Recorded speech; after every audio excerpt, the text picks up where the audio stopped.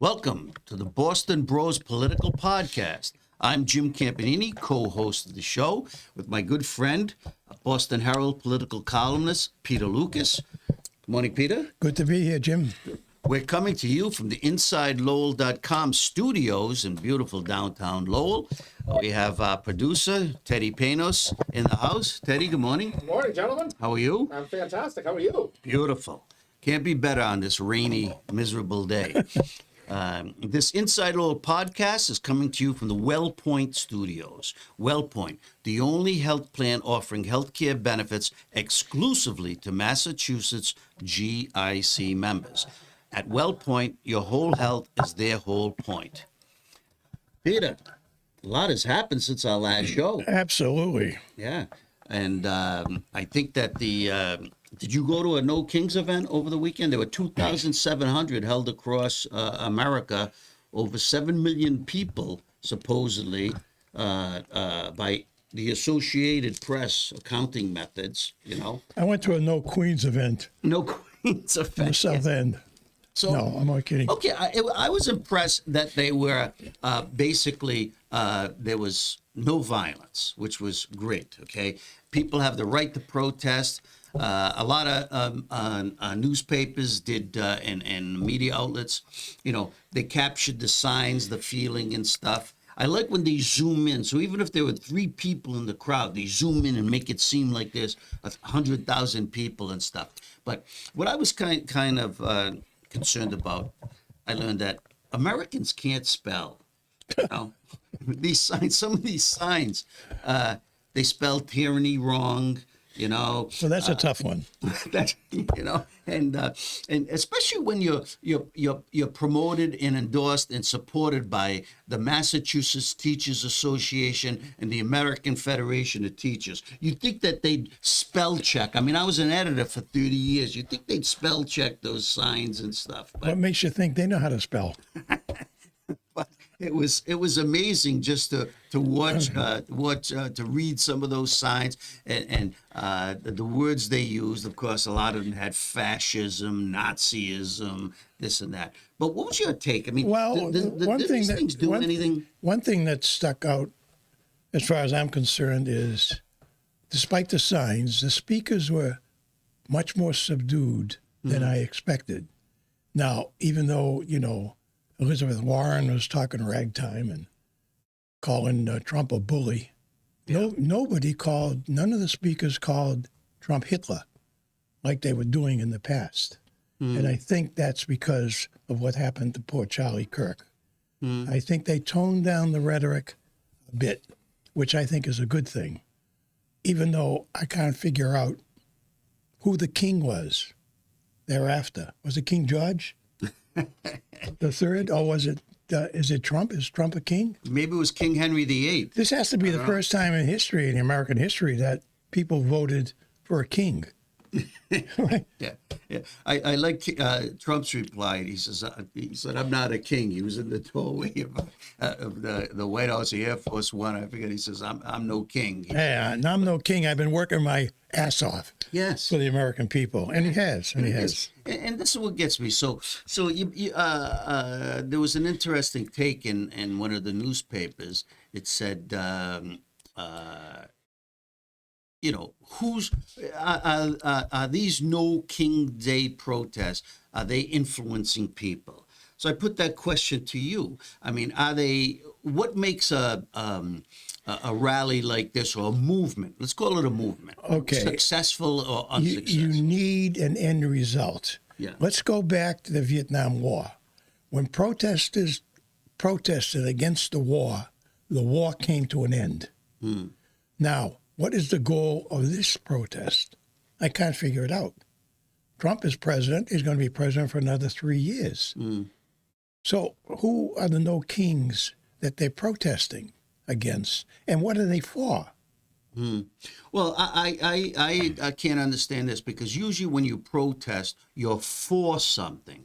Okay. Now, in this protest seems to be only against something. They're against Trump. Now, maybe they're for democracy, but if you're for democracy, you have to recognize that there's right now, the way our government is set up, there's two sides. Like there are two sides of his story. There's a Democrat side. There's a Republican side.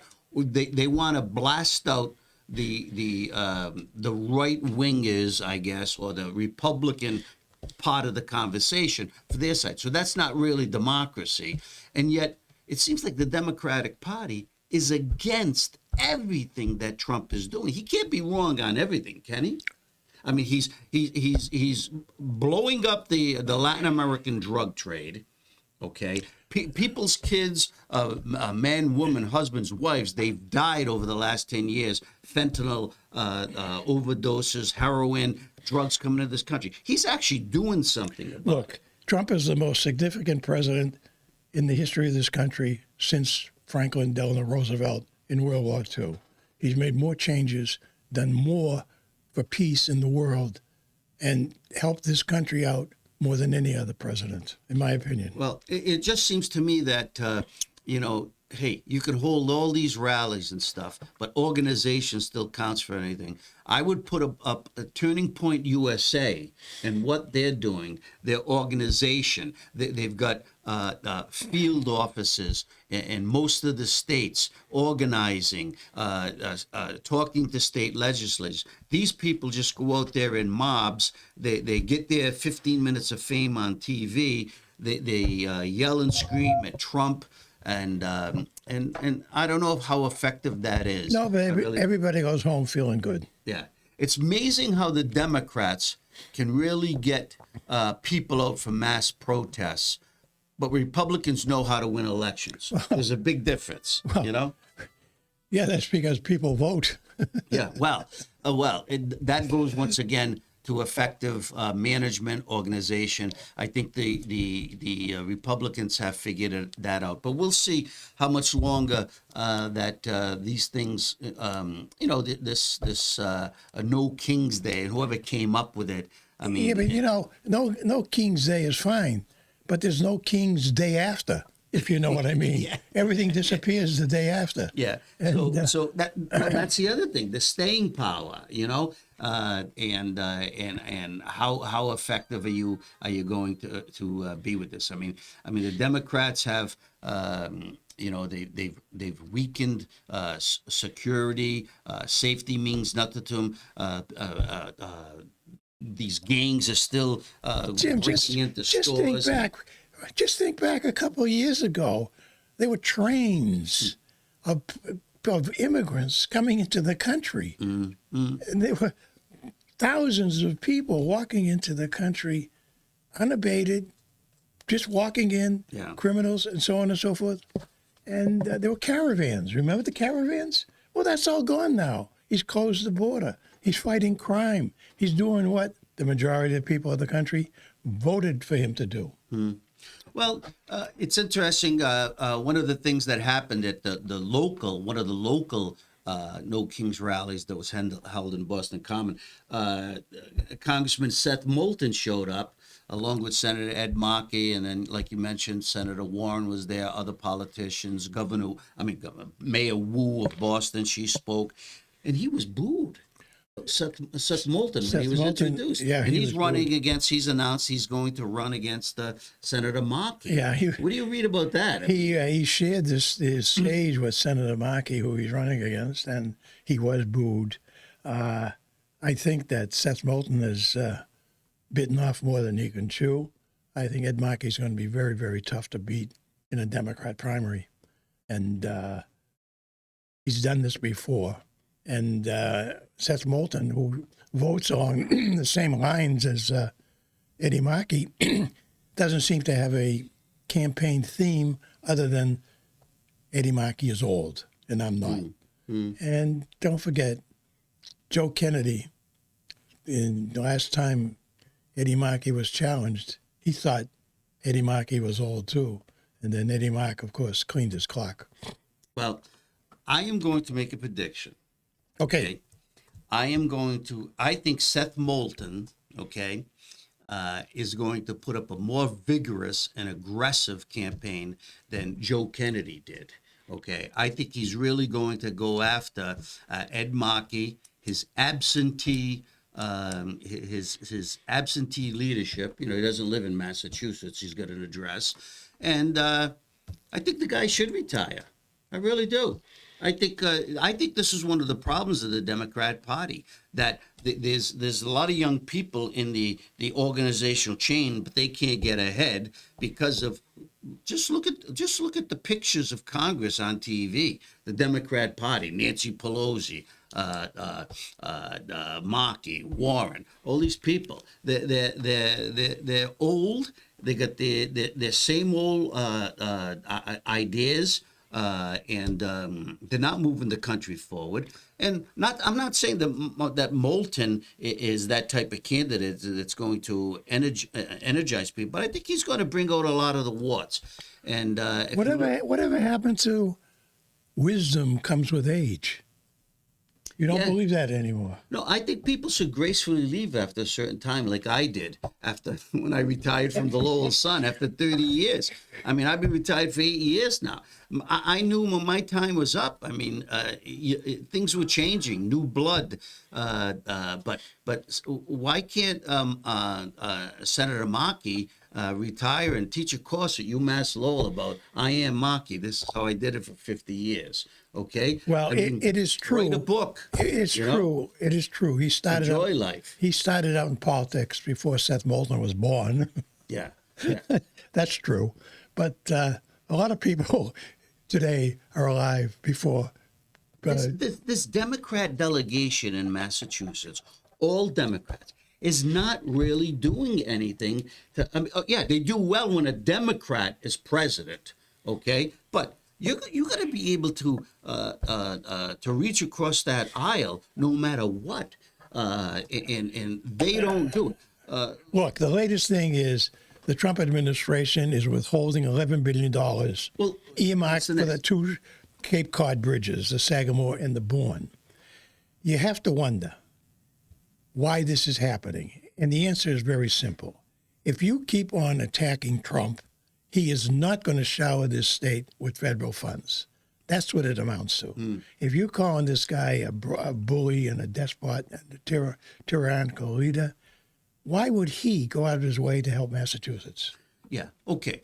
That's a political sense. I think Trump is just ratcheting up the pressure to get these Democrats back in Congress and to resolve this federal shutdown on this move. Because you know what, Peter? I'm upset about one thing. The Army Corps of Engineers owns those two bridges leading to Cape Cod, which Right. 5 million visitors go over that bridge per year. It means a lot to the Massachusetts economy. They're responsible for the maintenance of it. They set a plan. They worked with they worked with the state of Massachusetts to devise a plan to build these bridges. So eventually, the U.S. government has to fix those bridges, and I think the Army Corps of Engineers. So I think this is a lot of grandstanding involved and stuff. And because there's other projects in Baltimore, which we had that terrible bridge crash, the tanker went into the bridge. We've got projects in New York, infrastructure. So you know what? I think eventually those bridges will get done. But you're right to the point where, you know, we like to criticize the Republican administration, and we don't reach out. We have no one who can talk to Trump, and that's a sad thing in the 21st century in Massachusetts politics. So You know, this is like me going to my editor and saying, you know, I think you're a moron, but I need a pay raise. yeah, you're exactly right. So I think Trump is putting more pressure on the Democrat regime there, and saying, hey, you know, this is what you want. You want to hold up the government, the federal government, over subsidies to illegal immigrants and other non-U.S. citizens. I mean, what are you fighting for? I mean, I just don't understand it. So yeah, you're right. Those bridges are important to the mass economy and stuff. And I hope that someone in the mass delegation will step up and instead of vilifying the administration and Trump, work with them to resolve some of these issues. So leading into that, because since Governor Healey has been one of the biggest critics of President Trump, I found it interesting that this past week she's taken a lot of criticism because energy prices, utility costs are soaring. I mean, It's through the roof. Here we are trying to make the state more competitive and livable for all peoples, whether you're a senior citizen, young professionals, working families and stuff. And it seems like every day, from food costs to energy costs, the prices just keep going up. Okay? And there's one person they point the finger. Oh, it's Donald Trump's fault. No, this has been going on a while. And Healey was brought up, a video surfaced from 2002 telling her, where she's speaking to an audience and saying, an environmental group, I killed 2 pipelines. And now she's in revisionist theory. She says no. Two gas pipelines. Yes, that would have she come into opposed, and Massachusetts. she stopped when she was Attorney General. Yeah. That's why your bill is going through the roof. I actually had a person at the golf course come up to me because they saw the story where Healey said she's been a fan of bringing more energy into Massachusetts, and then the critics called her on it and said, "Wait a minute, you stopped the $3.3 billion project." Morgan Kinder. And I remember when I was the editor, we did a bunch of stories on that, pro and con, and it would be a pipeline that was going to come through that was going to not only benefit Massachusetts, but the entire 6 New England states. Right. It was going to be one of the biggest pipelines. They went through years, almost 10 years of environmental studies where they would locate the pipeline and stuff. It would come down through Canada and everything. But it would have been great for the Massachusetts economy because it would have been ending right here, okay, where the tankers would be down in, I guess it would be Revere, okay, where they have the terminals right now and everything. And she did a study as an AG, which found all kinds of problems with it. But the biggest thing was it came that Massachusetts did not need a gas pipeline. Okay, natural gas pipeline. That was in 2014-15. Well, this is all coming back. And I said to myself, how can you outright not tell the truth? I don't want to accuse her of lying, but she basically is fabricating or creating revisionist history. How do they get away with it? Because they're politicians. Yeah. You and I can't. I can't do that in a column. I can't do that in the column. No, but you can do that if you're a politician campaigning for re-election. And politicians keep talking about, we need a multi-pronged plan. Solar, all of the wind, above. All of the above. Yeah, but they have. But then when it comes to natural gas, none of the below. All of the above. Coal. None of the shut below. Down, I think the last coal plant is being shut down. Someone should run a campaign. I am for all of the below. Forget all of. It's turned out, wind power is not the solution. Okay. Wind power is what politicians spew out every day. Yes. That's wind power. Solar power is not solar power. I mean, it's more expensive now. You remember when they told us this stuff? Solar panels are going to get cheaper and cheaper and cheaper. It'd be easier to put up on your house. China still controls the market. And they're ugly as hell. Yeah. And you see these beautiful houses with these solar panels on top, and they look terrible. But natural gas is safe. It's in abundance. We have it in America. I mean, it would help the economy. Well, isn't the governor now for the yes, pipeline? now she's for she's for natural gas. Okay. God forbid someone says, okay, we want to put a pipeline through your backyard. She'd be against it again. But I think Maura Healey, Governor Healey, is showing some of her pressure points right now because she's not making the best of decisions on a lot of these things, and I think over the budget crisis, that's enveloping the state legislature, and the state legislature just overrode $130 million in her budget vetoes. Okay, so on one hand they're saying that they're blaming the federal government for money not coming into Massachusetts. There's a budget crisis, but yet here's the legislature overriding Governor Healey's vetoes, and more to come. More to come, they said. So, I mean, who do you believe? Is there a budget crisis? Is there not a budget crisis? Why are they spending money on pet projects? Because they got too much money on hand. That's why. Money is rolling in from the marijuana tax, from gambling, and the millionaire's tax. I don't think the Commonwealth has ever been as rich as it is right now. So I don't know. I just think there's now you got three Republicans running for governor. Okay, I really think there's a lot to exploit, and it goes to show you why State Auditor Diana 𝐉𝐢𝐦. I mean, I think she's gaining more ground every day. She had a state-approved ballot question. Okay, 72% of the voters approved of auditing the state legislature. She's still being bucked by the governor, the state attorney general, and the legislature. They don't want her to look at their books. Quite simply, that's what it comes down to. Okay, and now Andrea Campbell wants the 𝐂𝐚𝐦's records or statements and her information, her data, okay, on what she's got to support her audit. And the 𝐂𝐚𝐦 said to her, sue me to get the records. It's amazing. Well, 𝐷𝐉𝐢𝐦 has turned over, she told me, everything that the Attorney General wants. The problem is the auditor cannot go to court without the Attorney General, because the Attorney General represents all constitutional offices. And the Attorney General will not take up 𝐷𝐉𝐢𝐦's case to sue the legislature to force instrumentation of the audit. Okay? Campbell has sided with the legislature, with all the Democrats in the legislature.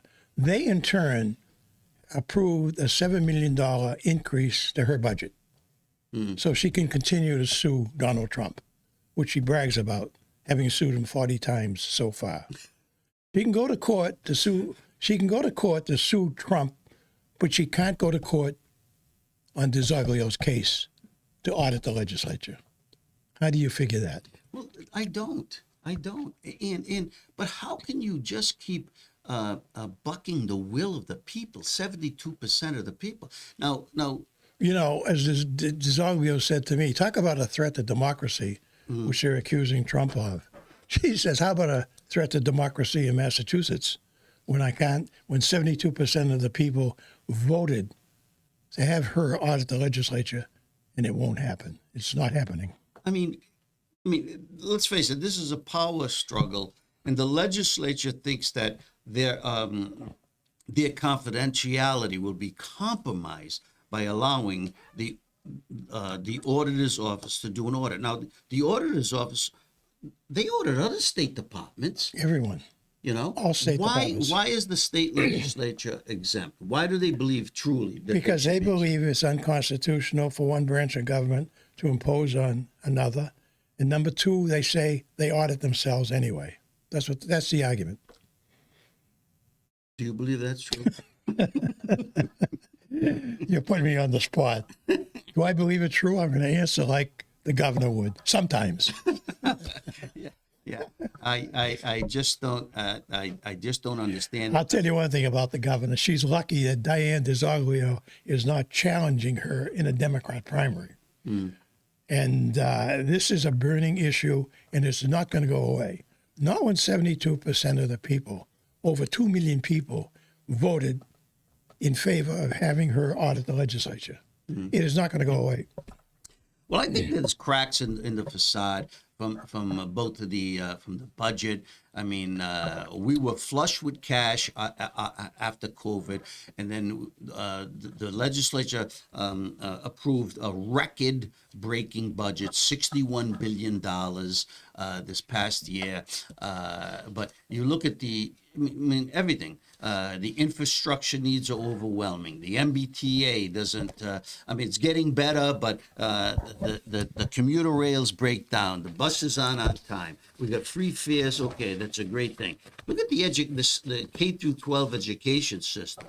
We have no more graduation requirement. The kids are going backwards on their test scores. They're below pre-COVID levels, and there's no resolve, no resolution. The Mass Teachers Association has taken over education in this state. And it's become politicized. The Teachers Association is a political organization, not a teachers organization. It's a political organization, more interested in politics than they are in teaching.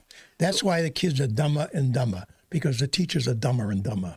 Well, in Massachusetts, study after study, we're losing our competitive edge from the high cost of living in the state, high cost of healthcare. Yeah, we might have some great hospitals and doctors, but even they are shrinking. They're all from India anyway. They're cutting staff. I just don't understand it. It's just it's the same people running the show, and I tell you, people better wake up at some point, because I think there's a lot of cracks in the facade right now, and this is why I think it's going to be a healthy race for governor in the state of Massachusetts. Well, you got three accomplished Republican candidates running for the Republican nomination for governor.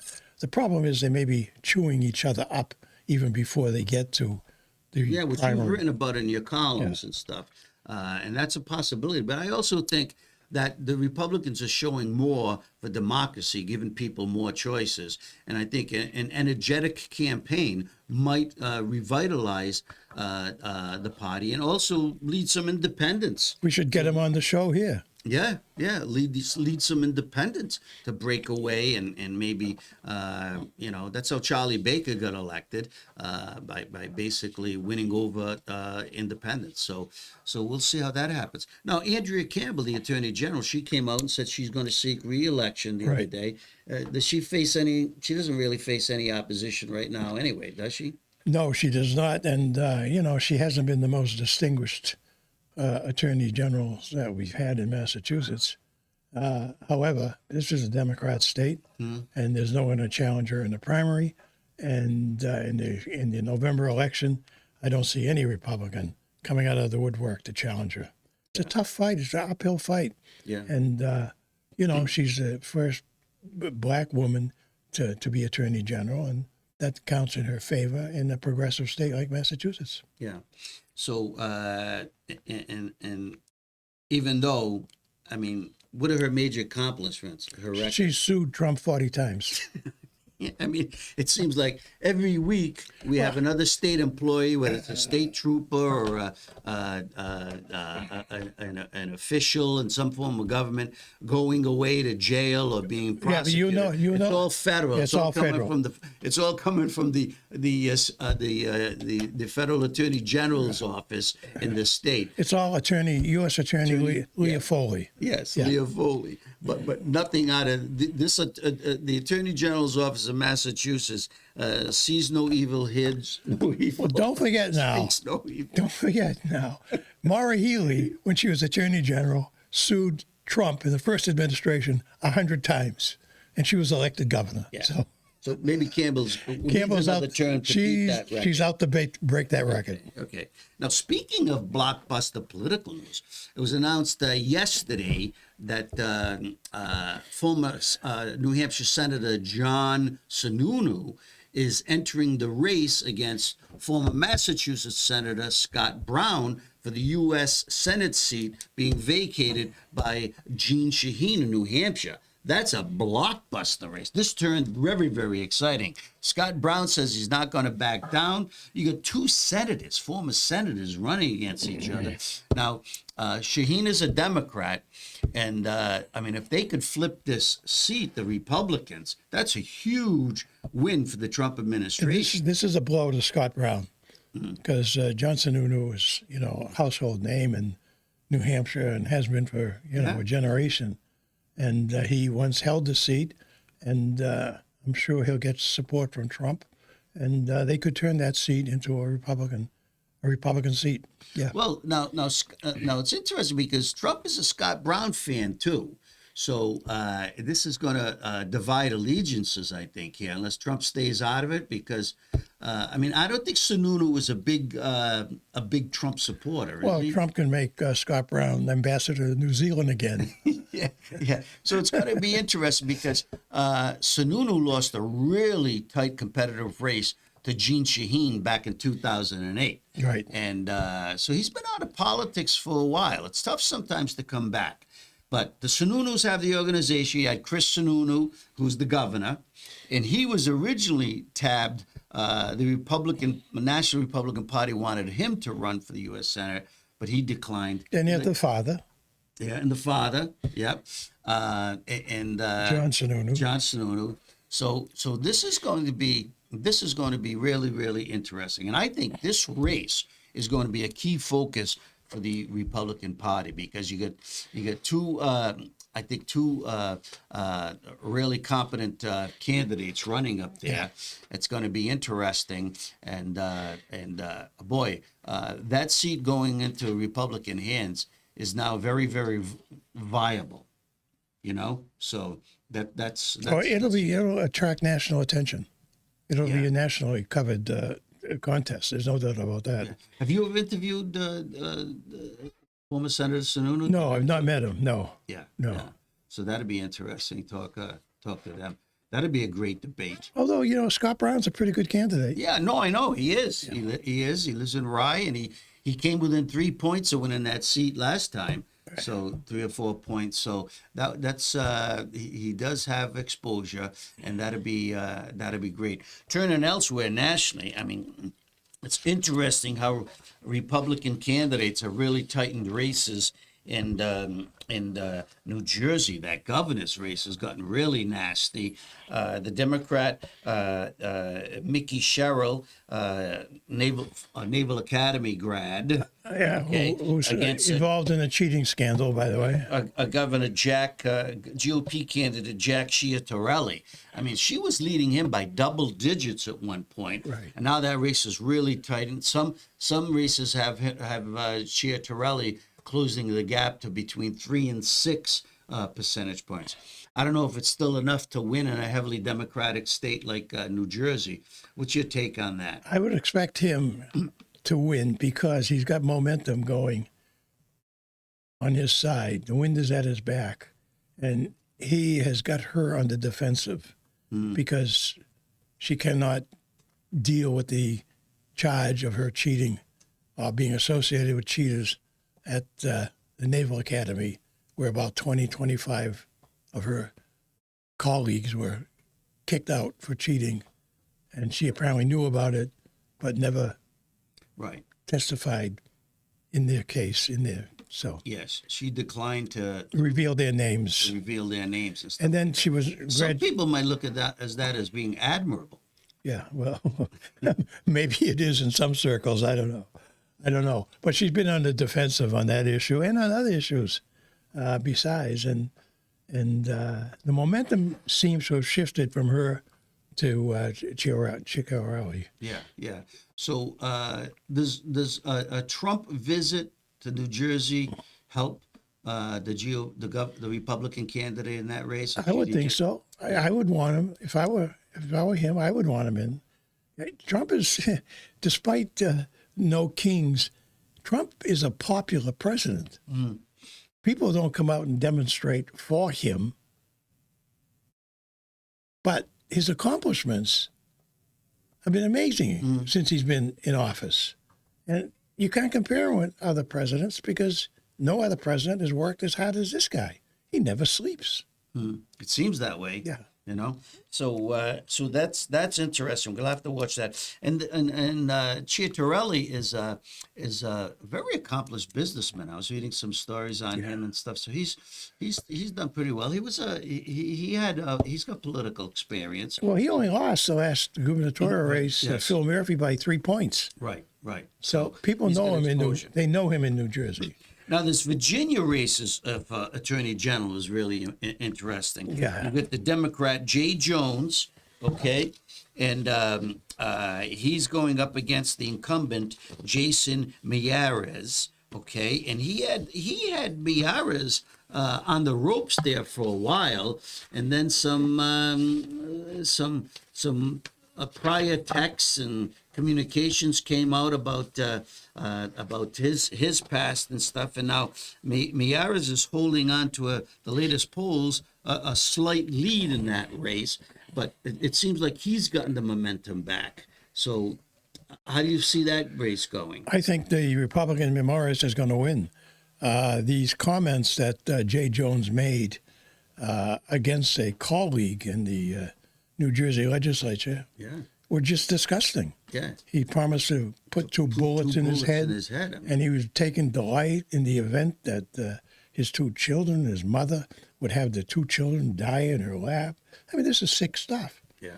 Sick stuff. He's apologized for it, but, it's too How do you little. write that stuff? Now, in this day and age, with all the things that have happened to other people who've been exposed, in writing this stuff in emails and texts and stuff, don't they learn? My advice is, if you're on the computer late at night, don't drink.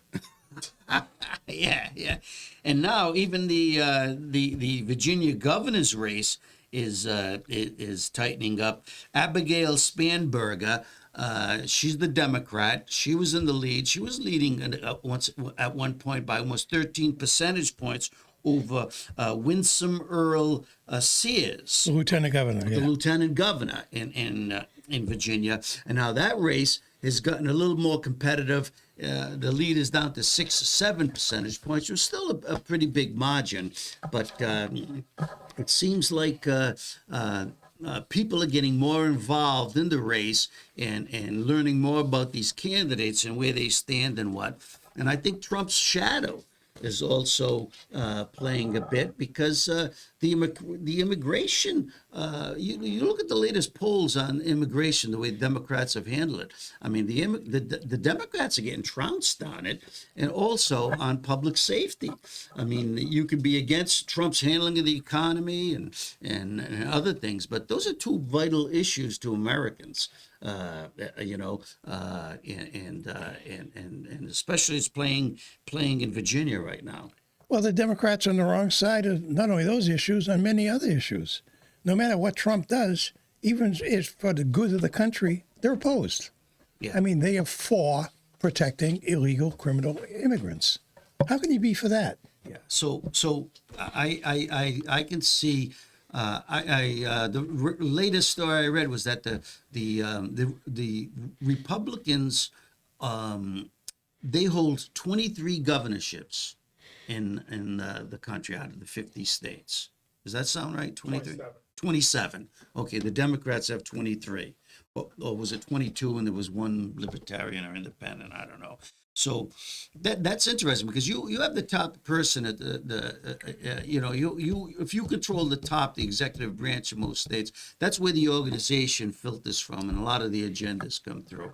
So Virginia would be an interesting win also for either party, and that race is certainly a bellwether for both parties looking forward. So we'll have to stay involved in that race, watching that race and stuff. Now, a story that didn't get much play, even on the national news and stuff, I had to dig this one out, okay? This past week, the U.S. and Australia signed a rare earth mineral deal. Remember that mineral deal we made with Ukraine and Trump made, and it got a lot of play at the time. But here's Trump working to counter the China's propaganda machine and the pressure they're putting on the world to control world markets, from sea lanes to mineral rights. We need these rare earth minerals for our chips that run all kinds of computers, superconductors, satellites, everything else. And here's Trump working hard with opening up to other nations, okay? And he just signed a deal with Australia, $2 billion to start. Okay, it's overall an $8.5 billion deal between Australia and the U.S. that Trump negotiated over a period of months. Now, I didn't even know these negotiations were going on. Look, Trump works the job. Can you imagine Joe Biden pulling off a deal like this? No. Okay. No. Can you imagine Joe? Can you imagine? Can you imagine Joe Biden getting the hostages released in Palestine, in Gaza? No. No, and you know what gets me is he's reaching out to other nations, bringing them into the circle. Okay, the U.S. circle. They're a good ally because this is also going to help the Australian economy. Yeah. Because the U.S. is going to give them technology to get this thing. They've got all the minerals now, the rare earth. They needed impetus. They needed help from the outside to get there and do this. So it's a win-win for both. It's a good deal for both countries. It's a triple win because the world wins too, because now this stops China in that southern hemisphere, from going into and buying. Do you think for 1 minute Kamala Harris could have pulled off this deal? No. Do you think she could have gotten the hostages released? I think she would have been dealing more with getting more immigrants through the illegal immigrants. The border would be open again. She wouldn't have that broad look to say, hey, Trump is thinking about the future. He's got 3 more years to go in his presidency, although some people think that he won't leave. Okay, that Robert De Niro is one of them. But I mean, in this story, he got buried. It wasn't on the national news. I saw it in the Wall Street Journal, buried. It wasn't on the front page. The New York Post had a story about it. But I just can't believe. I mean, this is crucial to not only U.S. economy, but all economies, because now you won't have to depend on China running the market, setting the prices, and as Trump said, when this thing is activated and up and running, he says, these minerals aren't going to cost you $1,000 a gram. It's going to cost you $2. Okay, it's going to help industry. It's going to help other creative entrepreneurs get in the game. The establishment media is not going to give him credit for anything. If he couldn't get the Nobel Prize, forget it. He's not going to get any credit for what he does from the left wing. So you know what? It's another thing where the big thing about our democracy is keeping the people informed about things that are going on, and the media has fallen down on that. Well, you know what? I made my livelihood in the media, and it's sad to see that. I'd rather see unfettered news from all angles and people pick and choose and read all stories than just get the same stuff from the same thing. And I'm very disappointed with the Associated Press, really disappointed. I knew a lot of people who worked for the Associated Press over my years, good journalists and stuff. Not anymore. Well, I don't know it's coming from the top. Right. I mean, they're selectively pursuing. I know they don't have the workforce. Look, the AP slants stories like the Boston Globe. Yeah. It's all from the left. It is. But they pick and choose what they want to cover, and it's sad, and it's one-sided all the time. So it's just too bad. So that was a good story that I saw that really I think Americans should really know about. Oh, one of the other things that you talked about, Lowell, they lost the state senator, Senator Ed Kennedy, devoted almost 50 years of his life being a public servant. He was a city councilor, county commissioner, the mayor of Lowell. had a great name, Ed Kennedy, died at 74 2 weeks ago. Our condolences to the family. Now, they've set a date for a primary and a special election. March 3rd. Yeah, that's for the special election. The primary would be held in February. So state representative from Lowell, Rodney Elliott, has already thrown his hat into the ring. The other state representative, 𝐉𝐢𝐦 𝐂𝐚𝐦𝐻𝐿, she is a likely candidate. She has not thrown her hat into the ring, but I know that a bunch of people have reached out to her and trying to get her engaged into the race. She'd be a tough candidate, and just like Rodney Wood, they both cater to interesting segments of the Lowell political sphere. John Leahy, I think Ted Panos of InsideLowell.com reported he had a conversation with John where he was weighing a candidacy. He hasn't decided yet. Well, Now he's leaning against it. how about you, Jim? I mean, you're a Lowell resident, well-known, former editor of the Lowell Sun. You'd be a candidate for it. You'd be a good candidate. Well, if I were to do that, I would lose my lovely wife, the 𝐉𝐢𝐦 𝐂𝐚𝐦𝐻𝐿. I am not interested in That's too running bad. for office. What if people draft you? They can draft my golf clubs. That's about it.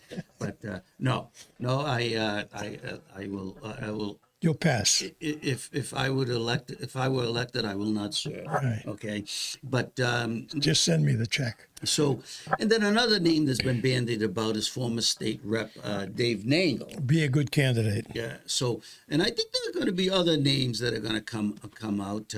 I know City Councilor Sakari Chow, who would run for registered deeds and lost that race. He dipped his toe into a regional seat. I mean, this seat also encompasses Drake, Tingsboro, Dunstable, Pepperell. Is that right? That's Teddy? 4 towns, yeah. Yeah. And Lowell. So it's interesting. Well, you got more progressives in the Lowell area voting wise. I mean, as you go into those suburbs, there's a little more conservative strain, especially with Drake. Okay. And I think a key to this race is getting state rep Colleen Gary on your side, who's a Democrat, but she's also always been, she's more moderate and conservative, representing the people in Drake and Tingsboro. I mean, they do have they're value conscious out there. So it'll be interesting to see who can energize any of the base out in the suburbs, because I think that's if you've got 3 or 4 Democrats from Lowell running, they're gonna slice up that pie. So it's who can control the suburbs, Peter, right? Can win the fight. Yeah. So Well, that would put Dave Nagel in a good spot, wouldn't it? well, if Dave Nagel decides to run, what do you think, Teddy? 50-50. 50-50. Yeah. Dave is certainly, but he lost the race, a tough race to 𝐉𝐢𝐻𝐿. Certainly, he had his he was running while he had been indicted, and then later he pleaded guilty to mortgage fraud charges. And I mean, he served his time. He rehabilitated himself. A lot of his woes were related to a gambling addiction, which he has overcome. He's now a certified gambling counselor. Yeah. Working. Yeah. He's actually working for some Great comeback. Massachusetts nonprofit. So Great comeback. yeah, so he would be a worthy candidate, but it'd be a tough climb for any of those. Not to change the subject, but to change the subject, have you read Karine Jean-Pierre, the new book? Well, I wanted to bring that. I have not read it. Well, she's the press secretary to Joe Biden. And you recall how she constantly defended Joe Biden at all these press briefings that she used to have, saying he was in tip-top shape. She could barely keep up with him. No problem. He was like Superman. Yes. And now she's making the rounds to sell her book called Independent. She's left the Democratic Party and is now an independent. What are your thoughts on that? Well, I don't know whether to express sympathy for her because she writes about how a lot of the things were coming from above her, and she was shut out to something. She didn't actually get involved in some of the things. She was told what to do, or is she fabricating this story to sell a book? But it is interesting that she has left the Democrat Party. So in some areas I give credence to what she is saying, but other times I'm very skeptical, because if she was this close to the president, saw him every day, and covered up the way she did in an arrogant style, okay, when she was being pressed by news reporters about this, and she stuck to the party lines. I always suspected that she never saw the president every day. Really? Okay. And I was always suspicious of that because she never had full knowledge of what Biden was doing. I think she generally was told what to do, what to say by a chief of staff or something like that. Of course, she saw the president, but she didn't have the relationship with him, say, that Levitt has with Donald Trump. You know that she speaks for Donald Trump. With Karen Pierre, that I think it was a little bit different. Well, like I said, I think it is really, really important to note about why she left the Democratic Party. There was a ring, which we've seen in other books and other that have been written now. There was a ring of, I like to say, ring of fire that was really manipulating the president. In this auto pen thing, it gives even more credence to this, that Joe Biden didn't know what was going on, that those all open borders were flooded, and Biden probably thought, oh yeah, it's a good idea, but didn't realize the full impact of what was taking place, who was coming into the country, and some of the decisions that were made. Now I'm even looking at these 4,000 commutations and pardons that were doled out. I don't think Biden had any idea. I think you're right. In foreign policy, the withdrawal in Afghanistan, that was a disaster. Wow. And stuff. I mean, so I think she might have been thinking that she was exploited and used. Okay, are you reading the book? Are you going to read the book? If someone gives it to me, Okay, I'm not going to buy it. but between her and what Kamala Harris has said about the higher ups, the elites in the organization, there might be some 60 to 75% some truth that there were people, a group, and I like to know who they were, manipulating this government, and it shouldn't happen. One thing we know about Donald Trump, he's calling the shots. Oh, there's no doubt He's the about president. that. So there's either one person you disagree with or agree with, and you know right off the bat who you're dealing with. With the Biden administration, and that's a dereliction of duty. Okay, that's unconstitutional. Look, you couldn't get Joe Biden before the cameras, and you can't get Trump off the cameras. That's a whole different approach. Yeah. And Joe Biden was like a ghost president. You know, you never saw him, and he never had anything to say, and it was sad. And you know, I remember writing columns for the Lowell Sun saying this guy shouldn't be president, and he's not qualified. Well, because I went back to when he had 2 brain operations 35 years ago. Well, I think historians, years from now, maybe it'll take 10 years, but when they write the truth about the Biden administration, the appeasement of Iran, okay, and other terrorist nations across the the world, starting with the Obama administration and filtering right through. I mean, they set back America. Oh yeah. They didn't move it forward. And you know, Trump is one thing about Trump. He is trying to, I think, reverse that course. Well, he is. He is reversing that course, and I think we'll be better off in the future by it. But I hope to be alive when some of those historians write the truth about what really transpired over the last 4 years. So, Peter, what are you working on this week? Well, we're working on a couple of things. I'm waiting for Trump to bomb another drug boat off the coast of Venezuela. There's been 7 so far. And here he is, by the way, halting the distribution of fentanyl and cocaine to the United States, and yet he's being criticized by Democrats for doing it. And it is amazing how they can, on one hand, criticize Trump for doing what they were unable to do under Joe Biden. It is just amazing. Well, I think you had a lot of things to consider for your topics for columns, and you know, Peter Lucas writes a column 3 times a week in the Boston Herald. They're must reads, and you should pick up the Boston Herald and support journalism, especially a divergent viewpoint from all the liberal outlets that are. And by the way, we didn't get to address the New York mayoral race, which we'll have to talk about next week. Yeah. It's coming to an end. Yeah, I think Ma'am Dami's going to win. Well, it looks that way. Yeah. So, but until we meet again next week, have a safe week. Avoid the rain.